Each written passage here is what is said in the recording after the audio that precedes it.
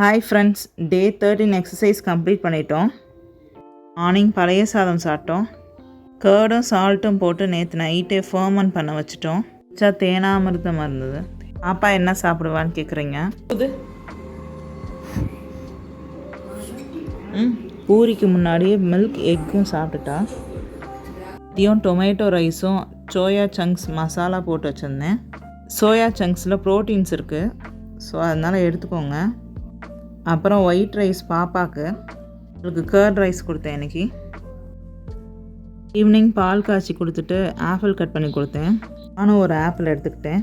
அவள் டிவி பார்த்துக்கிட்டே சாப்பிட்டுட்டு இருந்தா. நைட்டு பச்சை பயிரில் தோசை சுட்டு கொடுத்தேன் பாப்பாவுக்கு. இதுதான் ட்ரை பண்ணோம், நல்லா இருந்தது. ஸோ நாங்களும் ஒரு தோசை 2 எக் வச்சுக்கிட்டோம். பாய், நாளை சந்திப்போம். சன்லைட் இருக்குப்பா, பிளாக் ஆயிரும். யாவப்படுத்தணும் இருப்பா, நான் போறேன். போ.